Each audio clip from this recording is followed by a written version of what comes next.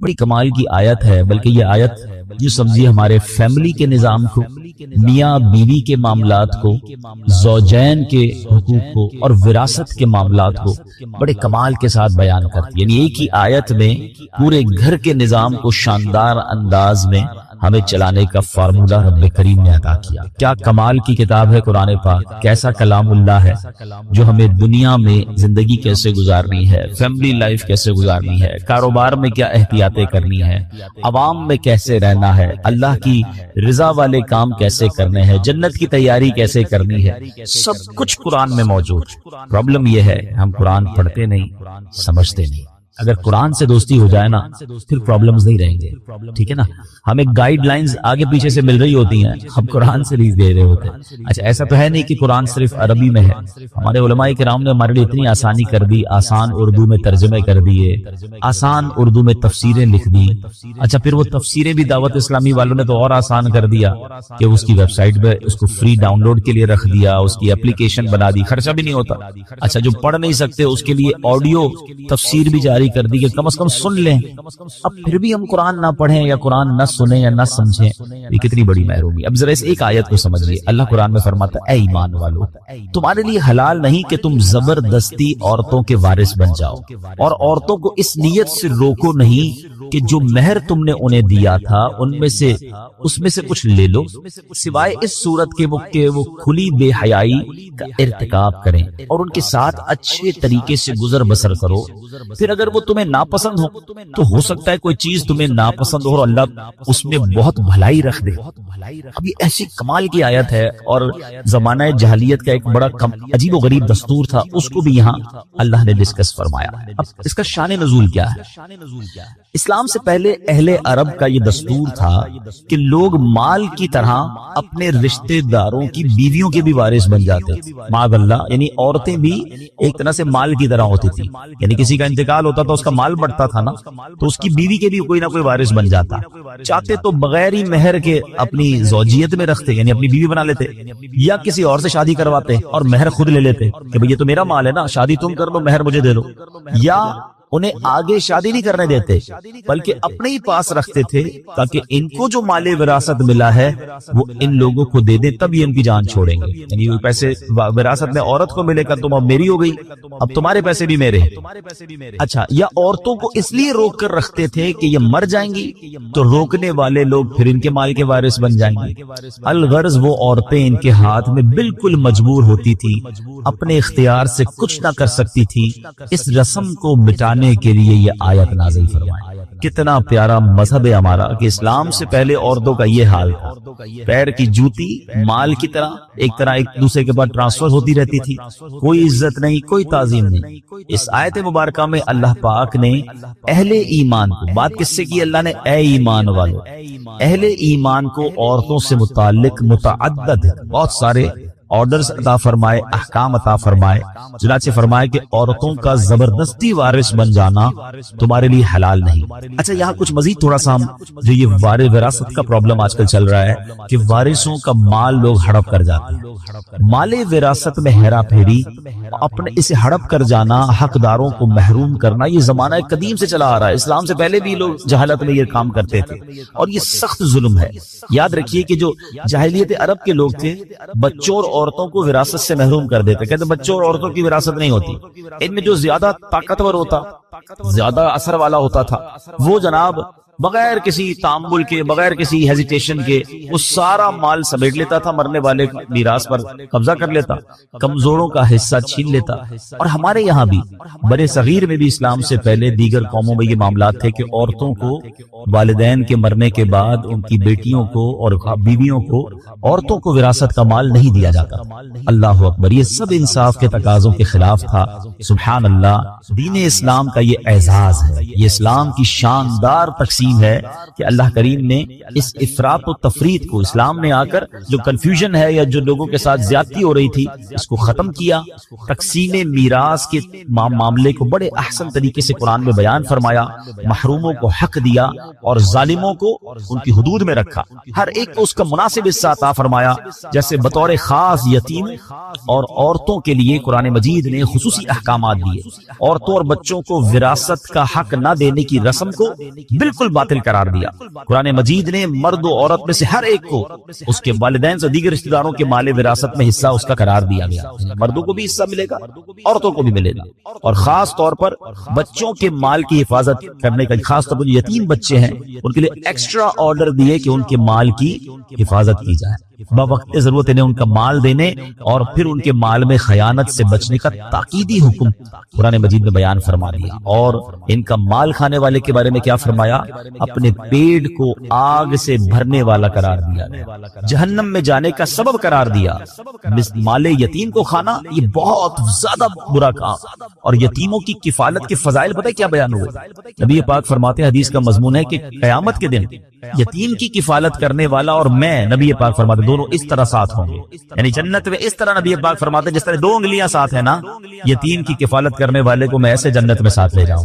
اچھا فرماتے اس سب سے اچھا دسترخوان، احادیث میں مضمون ہے، وہ دسترخوان ہے جس دسترخوان پہ کوئی یتیم بھی ہو. وہ گھر سب سے اچھا ہے جس گھر میں کسی یتیم کی کفالت کی جاتی ہے. یعنی یتیم کی کفالت کرنے پر بہت زور دیا گیا. مگر آج بھی وہ زمانہ جاہلیت تھا کہ جب اسلام سے پہلے یہ کام ہوتا تھا.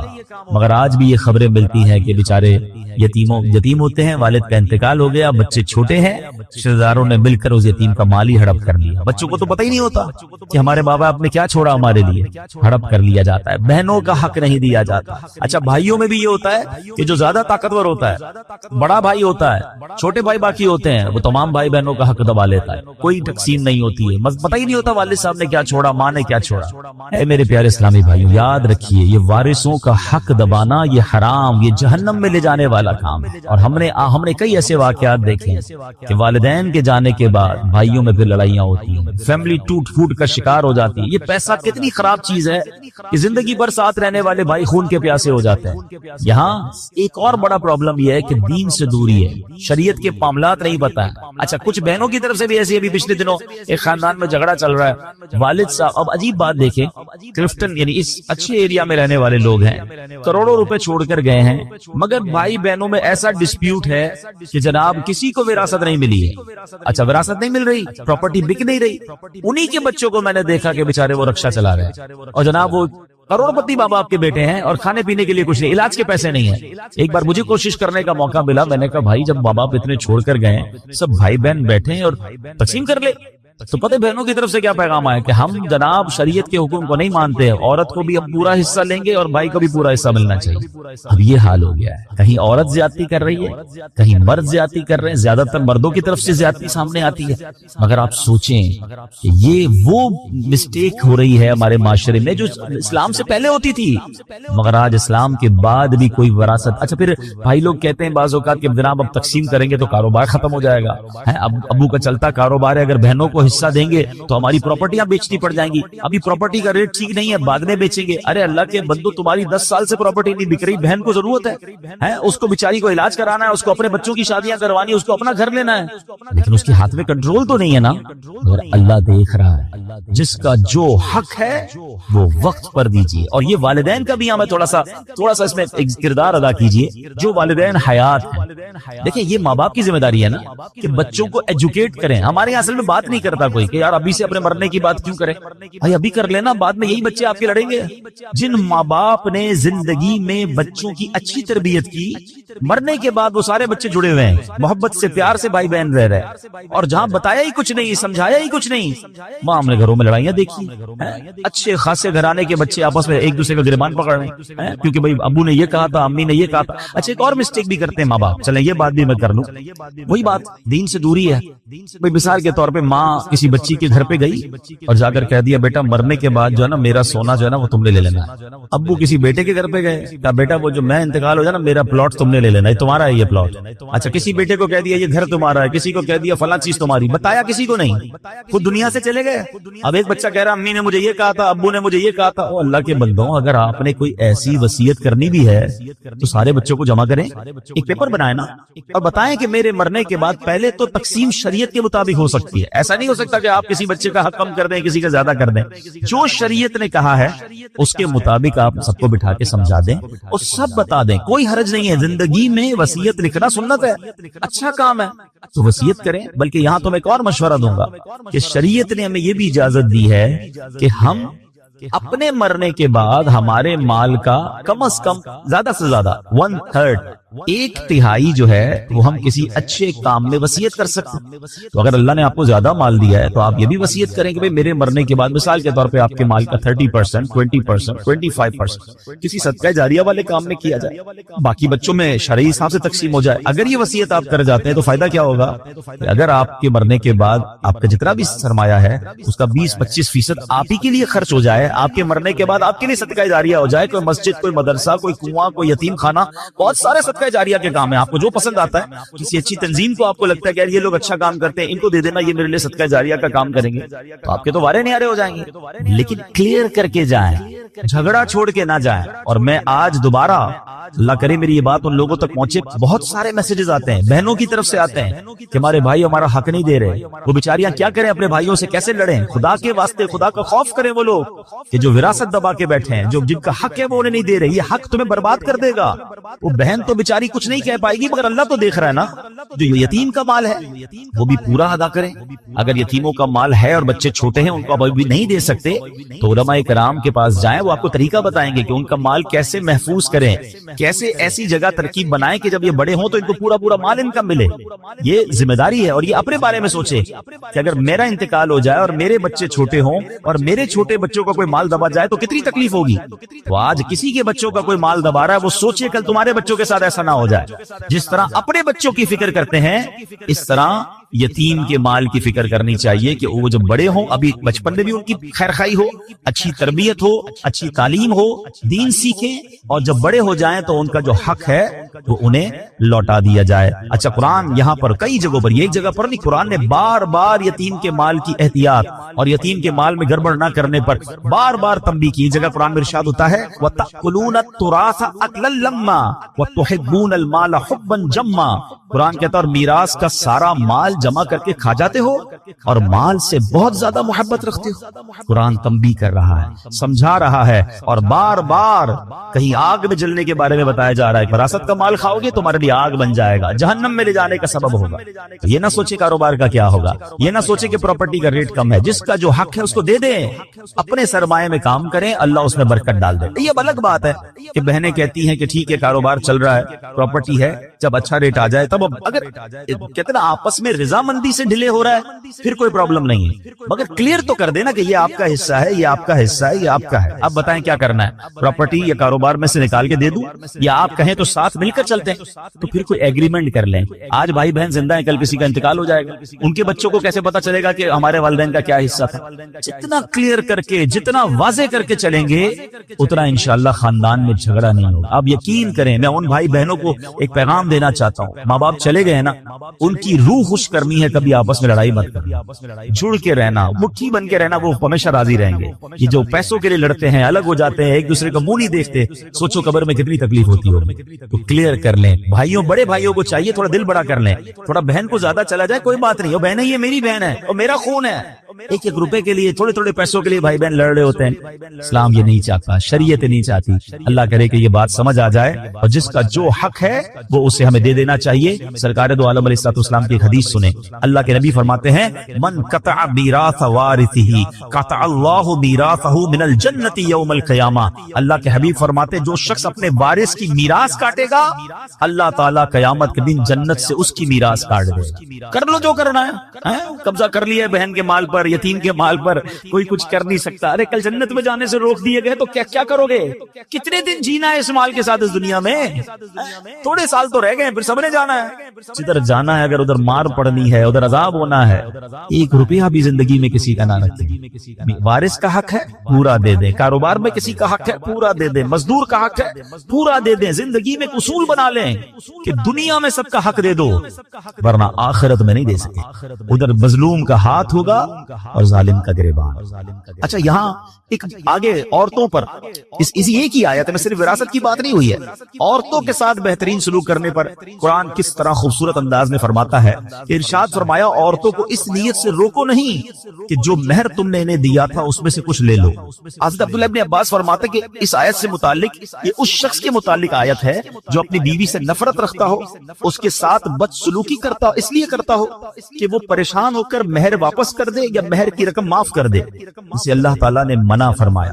ایک قول یہ ہے کہ لوگ عورت کو طلاق دیتے تھے پھر رجوع کر لیتے تھے، پھر طلاق دیتے تھے پھر رجوع کر لیتے تھے، عورت کو لٹکا ہوا رکھتے تھے، اپنے پاس نہ آرام پا سکے نہ دوسری شادی کر سکے، یعنی عورتوں کے ساتھ زیادتی کرتے تھے. اور کیا آج ایسا نہیں ہو رہا؟ بعض جگہوں پر عورتوں کے ساتھ بڑی زیادتی ہو رہی ہے. عورت کے ساتھ اس طرح سلوک ہو رہا ہے جیسے عورت کو پیر کی جوتی بنایا. جناب یہ اسلام ہے. یہ وہ لوگ ذرا سوچیں جو کہتے ہیں کہ اسلام میں عورتوں پر بڑی سختیاں ہیں. آج کل اس طرح کے جلسے ہو رہے ہیں، اس طرح کے سیمینار ہو رہے ہیں، اور معاذ اللہ عورتوں کو یہ ذہن دیا جا رہا ہے کہ نہیں جناب اسلام میں رہو گے تو تمہاری جو آزادی ہے وہ ختم ہو جائے گی. بتائیے یہ قرآن کیا بیان کر رہا ہے کہ عورتوں کے ساتھ اچھے طریقے سے رہنا. نبی پاک کی کئی حدیثیں ہیں، تم میں بہترین وہ ہے جو اپنے گھر والوں کے ساتھ بہترین ہے. اور پھر کیا فرمایا؟ سن لو میں تم سب سے زیادہ اپنے گھر والوں کے ساتھ بہترین ہوں. اللہ کے نبی فرما رہے ہیں یعنی اسلام جتنا عورتوں کی آزادی، عورتوں کے لیے سکون، عورتوں کے ساتھ اچھا سلوک، عورتوں کے ساتھ زیادتی نہ ہو، جو اسلام بیان کرتا ہے دنیا کو کوئی مذہب بیان نہیں کرتا. بلکہ چلیے جناب میں تھوڑا سا اسلام سے پہلے کی بات آپ کو بتاؤں. بہت سارے مسائل ہیں کہ انسان نے پہلے عقل کے ذریعے اس کو حل کرنے کی کوشش کی، دین کی طرف نہیں آیا. اب ذرا غور کیجئے، مسئلہ جو نسوانیت ہے، فیمنزم ہے، عورتوں کے حقوق کا مسئلہ، ذرا اس پہ بات کریں تو صدیوں سے انسان اس کا حل تلاش کر رہا ہے. ارسطو اور افلاطون جیسے فلسفہ تھے، جو فلسفی تھے، انہوں نے بہت مغز ماریاں کی اور عورتوں کی معاشرے میں کیا اہمیت ہے اس پہ غور کیا. کسی نے عورت کو سانپ کہا، کسی نے اسے شیطان کہا، کبھی اس بیچاری کو ظلم و ستم کا نشانہ بنایا گیا، کبھی بیچاری کی عزت کو تار تار کیا گیا. آج دیکھ لیں ترقی یافتہ دور کی مثال دیکھیں کہ عقل پرست، دین بیزار غیر مسلم، انہوں نے عورت کو صرف ایک اشتہار بنا کے رکھ دیا. غور کیجئے نا، دنیا کے ہر اشتہار میں آپ کو عورت نظر آئے گی. یہ عورتوں کو بھی سمجھ نہیں آتی کہ ہم کیا یہ کھلونا ہے؟ مردوں کی آئٹم بیچنی ہے، مردوں کی چیز بیچتی ہے، اس میں بھی عورت کا اشتہار ہے. یعنی عورت کا کام یہ کر دیا گیا کہ اس کو ایک اشتہار بنا دیا گیا.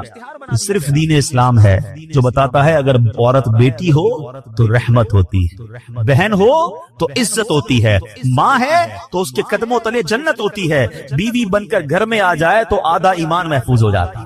یعنی عورت کا ہر روپ اسلام نے بیان کیا کہ عورت کو جو عزت اسلام میں ہے. اللہ کرے کہ ہماری بہنوں کو یہ بات سمجھ آئے جو آج سمجھتی ہیں کہ اسلام میں سختیاں ہیں. قرآن نہیں پڑھتے نا، پہلے عورتوں کا کیا حال تھا، اور قرآن بار بار کہہ رہا ہے کہ عورت کے ساتھ آپ نے اچھا سلوک کرنا ہے. اچھا اسی آیت میں ایک اور جز بڑا کمال کا بیان ہوا. وہاں یہ ارشاد ہوا کہ جناب عورت جو ہے اس کے ساتھ اچھے طریقے سے گزر بسر کرو.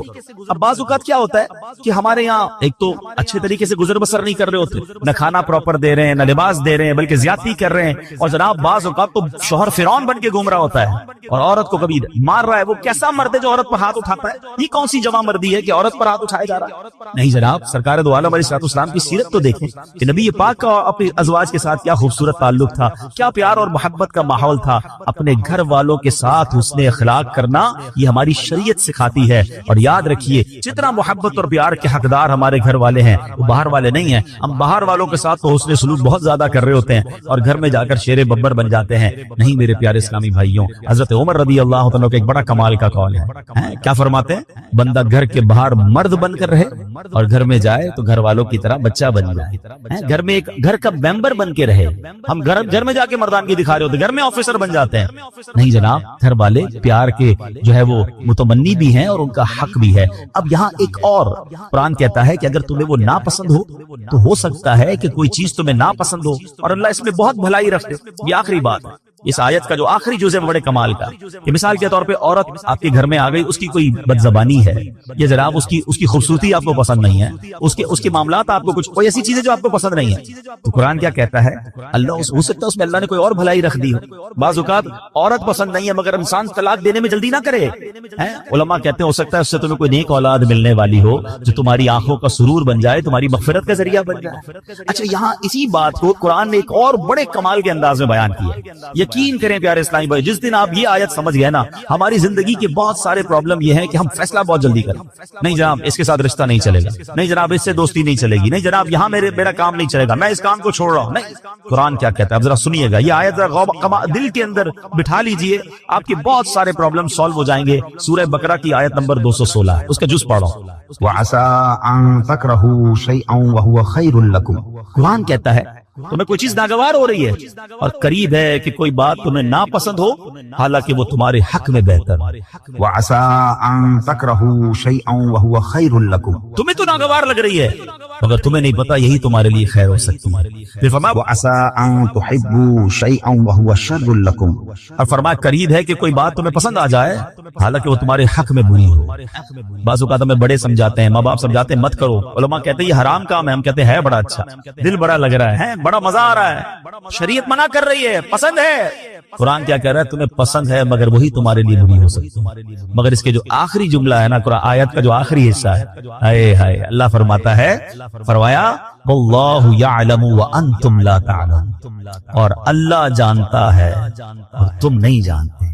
یہ بات یاد کر لو، مجھے لگ رہا ہے کہ بہت اچھا ہے۔ ابھی اگر یہ آیت یاد رہے نا تو مثال کے طور پہ کوئی چیز ہمیں پسند بہت تھی، نہیں ہوئی، نہیں ملی، سودا نہیں ملا، ڈیل نہیں ملی، کاروبار نہیں ہوا، رشتہ نہیں ہوا، پسند کی چیز تھی نہیں ملی، دل کو منا لو نا یہی میرے لیے اچھی نہیں ہوگی، جبھی تو نہیں ملی، اللہ نے نہیں دی، اللہ جانتا ہے میں نہیں جانتا، واللہ یعلم وانتم لا تعلمون، اللہ جانتا ہے تم نہیں جانتے۔ اور بعض اوقات کوئی چیز بہت زیادہ بری لگ رہی ہے، یار یہ کیوں آ گئی میرے ساتھ، یہ زندگی میں کیوں ہو گیا؟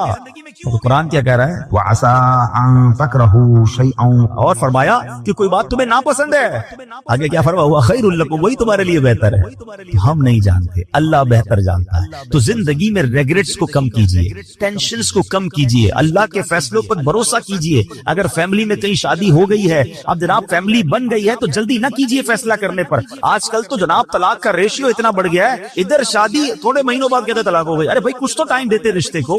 چلے میں ایک آخری بات نوجوانوں سے کہہ لیتا ہوں، جو بزرگ ہیں میری بات سمجھ جائیں گے، جن کی شادی کو 25-30 سال ہو گئے ان کو میری بات جلدی سمجھ آئے گی، یہ نوجوانوں کو نہیں آتی سمجھنا۔ میرے پاس تو آتے ہی رہتے لوگ، کہتے ہیں عبدالحبیب بھائی بہت پریشان، کیا ہوا بھائی؟ بڑی دعاؤں سے شادی کی، شادی کے بعد گھر میں جھگڑے اتنے، ماں کو بیوی پسند نہیں، بیوی کو ماں پسند نہیں، ماں کو سمجھاؤ تو بیوی ناراض، بیوی کو سمجھاؤ تو ماں ناراض، میں تو پریشان ہو گیا شادی کر کے، میں ختم کر رہا ہوں، طلاق دے رہا ہوں۔ تو میں نارملی نوجوانوں کو جو سمجھاتا ہوں آج لائیو سمجھا دیتا ہوں، شاید کسی کا گھر بچ جائے، کہ یاد رکھو شادی کے پہلے 4-5 سال ہمیشہ مشکل ہوتے ہیں، فیصلے میں جلدی مت کرنا۔ جن کی شادی کو 25-30 سال ہو گئے نا ان سے پوچھو، ان کی شادی کے بھی پہلے 5 سال ایسے ہی گزرے تھے۔ سب کے گھر میں لڑائی جھگڑے چھوٹے موٹے شروع میں ہوتے ہی ہیں، اس کی وجہ ہے ایک نیا مہمان گھر میں آیا ہے جناب، وہ سب کو سمجھ نہیں آ رہا ہے، اس کا مزاج الگ ہے، گھر والوں کا مزاج الگ ہے، تھوڑا ٹائم لگتا ہے ایک دوسرے کے مزاج سمجھنے میں۔ اللہ پاک بعد میں اولاد دے دیتا ہے، فیملی اولاد میں بزی ہو جاتی ہے، گھر والوں کو بھی لگ پتہ جاتا ہے واپس جانا نہیں ہے، اس لیے آ گئی ہے تو یہی بہو بنے گی، تو ماں بھی سمجھ جاتی ہے، بیوی بھی سمجھ جاتی ہے، اور پھر گاڑی چل پڑتی ہے۔ شادی کا اصل سکون جو ہے نا وہ 5-7 سال بعد ہی ملتا ہے۔ ٹھیک ہے میرے نوجوانوں، جلدی نہ کیا کرو، یہ فیصلہ کر لیا، عورتیں بھی بہت کر، لڑکیاں بھی بہت کر رہی ہیں۔ ادھر شادی ہوئی 6 مہینے بعد اپنے ابو کو کہنا شروع کر دیا میں نے نہیں رہنا اس گھر میں، میری ساس ایسی ہے، میری نند ایسی ہے، میرا شوہر ایسا ہے، مجھے طلاق چاہیے، اور ابا بھی کہتا لے لو طلاق۔ اللہ کے بندوں، طلاق کے بعد عورت ہی پھنستی ہے، اس بیچاری کو دوبارہ رشتہ اتنا آسانی سے نہیں ملتا، اس کو بعد میں اپنے گھر میں بھی لوگ اجنبی سمجھتے ہیں، پتہ نہیں کیوں نہیں سمجھ رہی ہیں میری بہنیں۔ 2 بچے لے کر چلی گئی گھر میں کہ میں طلاق لے کر جاؤں گی، میرا ابا مجھے رکھے گا، ابو کب تک رکھے گا، ابو کا انتقال ہو گیا، پھر تمہیں کیا تمہارے بھائی سنبھالیں گے جن کی اپنی شادیاں ہو گئی ہیں؟ اتنی جلدی کر رہے ہیں لوگ طلاق میں، اتنا جلدی فیصلہ۔ قرآن کہتا ہے کہ جلدی مت کرو، فیصلے میں فاسٹ نہ ہو جاؤ، ٹائم لگتا ہے۔ یہ رشتہ 2-4 سال کا نہیں ہے، یہ زندگی بھر کا رشتہ ہے، اللہ کرے یہ جنتوں تک کا رشتہ بن جائے۔ ہر وقت فیصلہ کرنا ہے کہ ابھی ختم کرو، ابھی فیصلہ کرو، ابھی طلاق دو، یہ مرد اللہ کا بہت بڑا احسان ہے کہ یہ طلاق کا حق مرد کے ہاتھ میں ہے. اگر یہ عورت کے ہاتھ میں ہوتا نا تو ہر دوسرے بندے کی طلاق ہو چکی ہوتی. ان کا تو کام ہی ہے یہ فیصلہ کرنا. تو میری بہنوں سے بھی گزارش اور میری بھائیوں سے بھی گزارش جن کی شادی، اور میری ماں باپ سے بھی گزارش. یہ ماں باپ بھی شے دیتے ہیں، فکر نہیں کرو طلاق لے کر آ جاؤ میں رکھ لوں گا. کبھی بھی اپنی بیٹی کو راستہ نہ دکھایا کرے، بلکہ اس کو کہیں کہ تم اپنے گھر میں وقت گزارو، ٹائم دیں. کچھ وقت لگتا ہے، اللہ کی رحمت سے انڈرسٹینڈنگ بھی ہو جائے گی اور اگلی زندگی بڑی خوشگوار اور پیار والی گزرے گی. اور مجھے آ کر کہا کئی لوگوں نے کہ آپ نے مشورہ دیا، میں تو طلاق کا فیصلہ کر چکا تھا، مگر اب الحمدللہ کچھ عرصے بعد میری فیملی میں سب میں انڈرسٹینڈنگ ہو گئی، میں بہت خوشی والی لائف گزار. یہ قرآن کہتا ہے کہ تمہارے لیے ہو سکتا ہے کوئی اور بھلائی رکھی ہو. تو خدا را یہ فیملی، یہ رشتہ، یہ کوئی ایسا رشتہ نہیں کہ آج بناؤ کل توڑ دو. اس کو چلائیں، اس کو وقت دیں. اللہ نے آگے بھلائی رکھی ہوگی، اللہ نے آگے خیر رکھی ہوگی. اللہ کرے کہ ہم اپنے گھر میں محبت اور پیار سے رہیں، قرآن کی تعلیمات پر عمل کریں تو انشاءاللہ اس کی برکتیں ملیں گی. تو کیا تم اللہ کے بعض احکامات کو مانتے ہو اور بعض سے انکار کرتے ہو؟ تو جو تم میں ایسا کرے اس کا بدلہ دنیاوی زندگی میں ذلت و رسوائی کے سوا اور کیا ہے. اور قیامت کے دن انہیں شدید ترین عذاب کی طرف لوٹایا جائے گا اور اللہ تمہارے اعمال سے بے خبر نہیں ہے. اے میرے پیارے اسلامی بھائیوں، اس آیت میں جو ہمیں میسج دیا جا رہا ہے نا، وہ بڑا کمال کا میسج ہے. بیسیکلی شان نزول تو یہودیوں کے لیے تھا کہ ان سے اللہ کریم نے 3 باتوں کا تورات میں وعدہ لیا تھا. ایک دوسرے کو آپس میں قتل نہیں کرو گے، ایک دوسرے کو جلا وطن نہیں کرو گے، یعنی گھروں سے نہیں نکالو گے. تم میں سے کوئی شخص قید ہو جائے یا غلام بنا لیا جائے تو اسے خرید کر آزاد نہیں کرو گے. لیکن انہوں نے کیا کیا، 3 وعدوں میں سے 1-2 باتیں ماننا شروع کر دی اور ایک اپنی مرضی سے قتل و غارت گری کرنے لگے. تو اب قرآن مجید فرقان حمید میں ان سے کیا کہا گیا، افتؤمنون ببعض الکتاب، تو کیا تم اللہ کے بعض احکام کو مانتے ہو؟ اور پھر کیا فرمایا، وتکفرون ببعض، اور بعض سے انکار کرتے ہو، یعنی اپنی مرضی سے ایک حکم کو پک کر لیتے ہو، ایک کو چوز کر لیتے ہو، باقی چھوڑ دیتے ہو. اب جو یہ کرتا ہے تو پھر اس کے بارے میں اس کی سزا کیا بیان فرمائی قرآن نے، فما جزاء من يفعل ذلك منکم، یعنی کیا جزا جو کرے یہ تم میں سے، فرمایا الا خزي فی الحیات الدنیا، مگر رسوائی دنیا کی زندگی میں. یہ دنیاوی سزا تھی. اب مزید فرمایا ویوم القیامت یردون الی اشد العذاب، اور قیامت کے دن انہیں شدید ترین عذاب کی طرف لوٹایا جائے گا. یعنی جو اپنی مرضی کا حکم مان لے، باقی کا انکار کرے، اسے 2 سزائیں ملے گی، دنیا میں بھی سزا ملے گی اور آخرت کا شدید عذاب بھی ملے گا. وما اللہ بغافل عما تعملون، اور اللہ تمہارے اعمال سے بے خبر نہیں ہے. اے میرے پیارے اسلامی بھائیوں، یہاں ایک بڑا واضح قرآن کا میسج ہے. یقیناً یہ ان لوگوں سے تو فرمایا گیا، مگر یہ حکم ہم سب کے لیے بھی ہے کہ قرآن کے کچھ احکام، شریعت کے کچھ احکام مان لیے اور کچھ کو رد کر دیا ہے، کسی کا انکار کر دیا. فرمایا پھر اس کے لیے شدید ترین عذاب ہے، دنیا میں بھی اور آخرت میں بھی. بس اس واقعے میں ہمیں ایک اور بات یہ سیکھنے کو مل رہی ہے کہ ظلم بھی حرام ہے اور ظلم پر مدد کرنا بھی حرام ہے. یہ اوس و خزرج اور یہ اس زمانے کے جو قبیلے تھے جو آپس میں لڑتے تھے اور ظالموں کی مدد کرتے تھے، ان پر یہ آیت جو نازل ہوئی، اس سے ہمیں کیا میسج ملا کہ ہمارے یہاں بھی ہمیں ظلم کی طرفداری نہیں کرنی ہے، ظلم کرنا بھی نہیں ہے اور ظالموں کا ساتھ بھی نہیں دینا ہے. اب ہمارے یہاں کس انداز سے طرفداری ہو رہی ہوتی ہے، اب ذرا میں کچھ مثالوں کے ذریعے سمجھاتا ہوں کہ ہمارے یہاں کچھ لوگ جان رہے ہوتے ہیں، میرا چاچا ہے، میرا تایا ہے، چھوٹا بھائی ہے یا بڑا بھائی ہے، رشتہ دار ہے، پتہ ہے غلط کر رہا ہے، مگر چونکہ اپنا ہے اب اس کی طرفداری کر رہے ہوں گے. ٹھیک ہے، اگر خدا نہ خواستہ ہمارے بولنے کے سبب لڑائی جھگڑے ہو سکتے ہیں، خاندان کے حالات بگڑ سکتے ہیں، تو ہمیں خاموشی اختیار کرنی چاہیے. لیکن جھوٹ اور اس کی طرفداری نہیں کرنی چاہیے کہ یار میرا گرائی ہے تو میرے محلے کا ہے تو ہمارے قبیلے کا ہے، اگر اس کا جھگڑا ہو گیا ہے یا وہ کسی کے ساتھ زیادتی کر رہا ہے اور آپ کو بٹھا رہا ہے ساتھ کہ بھائی آپ بتاؤ میں غلط ہوں کہ صحیح ہوں، یہ 2 چیزیں ہیں، یا تو آپ کو لگتا ہے میں غلط کہوں گا تو لڑائی اور بڑھ جائے گی، یہ مجھ سے بھی لڑے گا، تو آپ خاموش ہو جائیں. مگر یہ نہ کہے کہ ہاں تم صحیح ہو، بھائی یہ میرا رشتہ دار بالکل ٹھیک کہہ رہا ہے. آپ کو فیصلہ انصاف کا کرنا ہے، آپ کو طرفداری ظالم کی نہیں کرنی ہے، کیونکہ یہی وہ غلطی ہے کہ کچھ قرآن کے احکام کو مان رہے ہیں اور کچھ جناب چھوڑ رہے ہیں. آگے سنیے، اب پارٹنر ہوتے ہیں 2 مل کر کام کر رہے ہیں، ہمیں پتا یار یہ پارٹنر ہے میرا، مگر یہ سامنے والے گاہک سے بات ٹھیک نہیں کر رہا ہے، یہ جھوٹ بول رہا ہے، یہ جھوٹ بول کے سودا بیچ رہا ہے اور اس نے ابھی سود پہ پیسے لیے ہیں، یہ فلاں غلط کام کیا ہے. ہم کہتے ہیں یار اب اس کی غلط اس کو کہیں گے تو کمپنی بیٹھ جائے گی، بیچتا تو مال بڑا اچھا ہے، جھوٹ بول کے بیچ تو آتا ہے، سودا سب سے اچھا بیچتا ہے جناب، کاروبار اس کو سمجھ بڑی ہے، کچھ بھی کر کے آئٹم بیچ کے آ جاتا جاتا ہے. اگر میں اس کا پارٹنر ہوں اور میں خاموش ہوں اور میں بلکہ طرفداری کر رہا ہوں، پھر آپ سوچیں کہ ہم کیا کر رہے ہیں. ہاں، ہمیں ایسے یا تو پارٹنر رکھنے نہیں چاہیے جو حرام کما رہے ہیں، کیونکہ قیامت کے دن ہم اگر اس کے پارٹنر ہیں تو اس کے حرام کاموں کا جواب بھی دینا پڑ جائے گا نا. بہت سارے شیئر کمپنی کے کاروبار کو جو علماء منع کرتے ہیں، اس کی ایک بڑی وجہ علماء یہ بیان کرتے ہیں. بسم اللہ الرحمن الرحیم. ایک آیت، اس کا کمال ہی اور ہے، اس کے راز ہی اور ہے، اس کے اسرار ہی اور ہیں. قرآن پاک کی تو شان ہی نرالی ہے، مگر آج فقط کچھ باتیں میں آپ کو اللہ کے اس مبارک کلام کی اس ایک آیت کے رموز، اسرار، سیکرٹس، فضائل سنے تو عقل حیران ہو جاتی ہے. جو شخص، بہت سارے ایسے لوگ ہوں گے جو کاروباری مشکل کا، آج کل مہنگائی بھی بہت ہے، گزارا بھی نہیں ہو رہا، تو غور سے وظیفہ لے جائیں، کل سے کرنا شروع کرتے ہیں کہ جو شخص طلوع آفتاب کے وقت